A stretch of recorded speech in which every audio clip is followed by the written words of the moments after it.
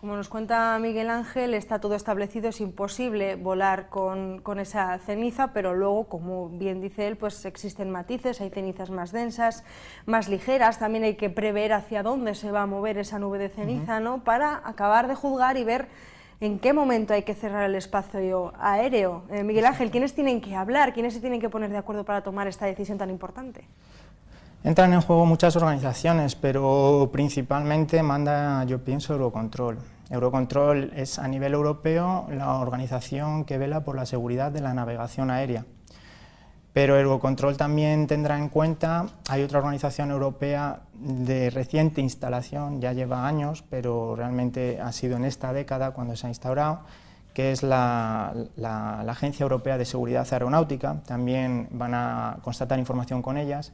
Eurocontrol no va a tomar ninguna decisión hasta que no haya recibido información de las diferentes oficinas meteorológicas a nivel mundial. Hay oficinas muy concretas que llaman los centros de aviso de ceniza volcánica.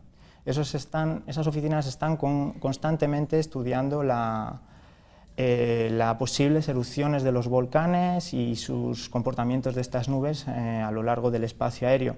Entonces ellos van a emitir, son oficinas muy concretas que forman parte de un sistema mundial de pronóstico de meteorología. También, igual que hay oficinas de ciclones tropicales, también hay oficinas de vigilancia meteorológica y oficinas de lo que se llaman de observación, pero estos centros de aviso de ceniza volcánica emitirán avisos a Eurocontrol de que hay una actividad muy grande, que la nube de ceniza volcánica está alcanzando dimensiones en vertical muy grandes también, y que el desplazamiento de estas nubes de cenizas volcánicas. Eurocontrol, al recibir estos avisos, recomendará o llegará ya a exigir de que se empiecen a cerrar los espacios aéreos. Los países miembros que forman Eurocontrol tomarán las medidas oportunas que les mande Eurocontrol, básicamente. O sea, ese es el organismo un poco que está al tanto, pero como decía Miguel Ángel, existen pues observatorios, podríamos decir, de muchos otros fenómenos atmosféricos que también afectan a los aviones. ¿Cuáles serían? ¿Cuáles son esos principales fenómenos a los que pues no se puede enfrentar un avión hoy en día?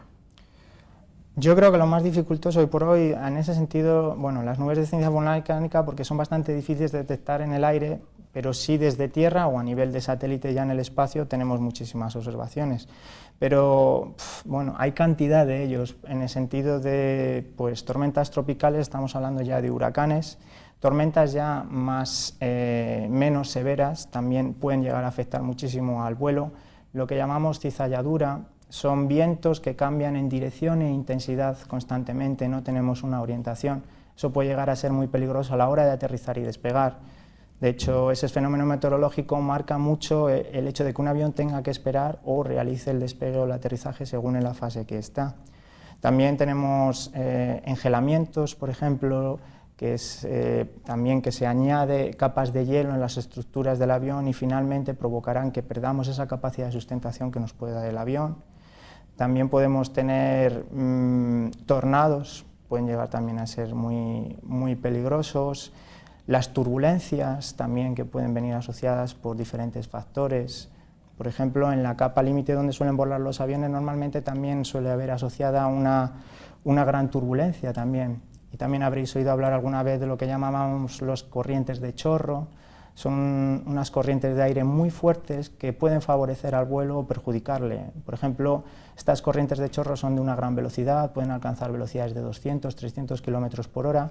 Y, por ejemplo, el hecho de, normalmente estas corrientes de chorro van de oeste a este. Por lo tanto, todos los viajes que hagamos, por ejemplo, desde el continente americano, Estados Unidos a Europa, serán mucho más cortos que los que podamos hacer en dirección opuesta. De ahí la diferencia que a veces nos encontramos entre la hora prevista de llegada y la de vuelta, ¿no? Hay veces que también los viajes son más cortos por ese motivo. Gente que dice, ¿y por qué ahora es más corto? Si, bueno, eso es lógico que el horario local cambiará, pero más o menos también, a grosso modo, dirás 6 horas, ahora han sido 8 anteriormente, ¿cómo es posible?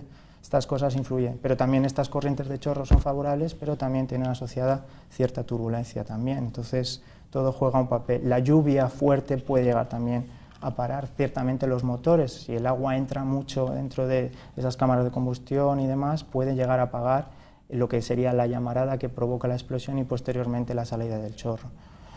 todo un poco puede llegar a ser bastante peligroso. Pero bueno. Miguel Ángel, y la técnica, claro, estábamos hablando de que los primeros síntomas de cómo afectaba esa ceniza de ese volcán eran en el año 1944 con la Segunda Guerra Mundial.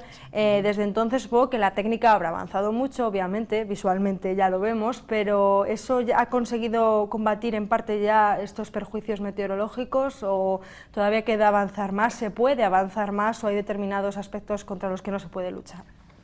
A nivel de ceniza volcánica, lo que está realmente establecido ahora es si te encuentras, en el caso ya peor, que te metes dentro de una nube de ceniza volcánica, ya hay unos procedimientos bien establecidos que tanto el piloto como el copiloto tienen que seguir, por ejemplo, para atenuar los daños que puedan sufrir. El primero, por supuesto, es virar 180 grados y descender, alejarte de la nube de ceniza volcánica.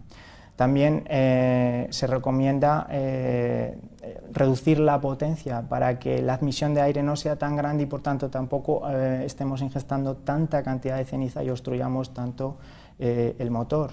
También hay unos sistemas dentro de esa cámara de combustión donde se produce la explosión, en los cuales hay unos mecanismos que nos van a ayudar que la llama esté encendida. Es como esos mecheros del coche incandescentes que tenemos, pues dentro de la cámara de combustión se pueden activar esos mecheros incandescentes y favorecerán aún mayor la explosión en caso de que sucedan estas cosas. Luego, a nivel de fenómenos meteorológicos como tormentas, tenemos en los aeródromos propiamente y aparte con los radares meteorológicos que llevamos en el avión, podemos distinguir perfectamente aquellas zonas de tormenta activas muy peligrosas. Luego también tenemos avisadores de viento cambiante, lo que le decía antes de cizalladura, que puede llegar a ser muy peligroso. Se avisa primero en el aeródromo, tienen unos dispositivos que informan posteriormente al piloto.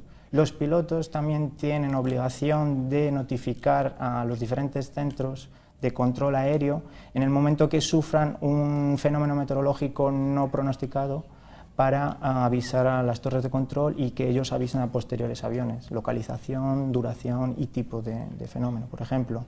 Pero yo creo que sí tenemos dispositivos y medios para hoy por hoy poder defendernos de los fenómenos meteorológicos, pero principalmente hay que evitarlos. ¿Qué es los medios que tenemos? Evitarlos. Una vez dentro, si hablamos de tormentas tropicales, huracanes, ceniza volcánica, es muy difícil poder salir bien parado o relativamente seguro, más o menos. Pues por lo que vemos todo influye, la técnica, la pericia de los pilotos, que cada día por lo que se ve es mayor, y también aparte pues ese protocolo que se establece ya y que en función del conocimiento que se tenga anterior pues se puede ir mejorando. Seguro que en casa han aprendido tanto como yo, así que muchísimas gracias Miguel Ángel Pablos, profesor de Meteorología de Adventia, por acompañarnos esta noche y aclararnos estas dudas. Por lo menos ya cuando nos cancelen un vuelo igual ya no nos enfadamos tanto. Hay más razón, ¿verdad? Ha sido un placer. Muchas Esperamos gracias. que así sea y hayamos ayudado a la gente a entenderlo.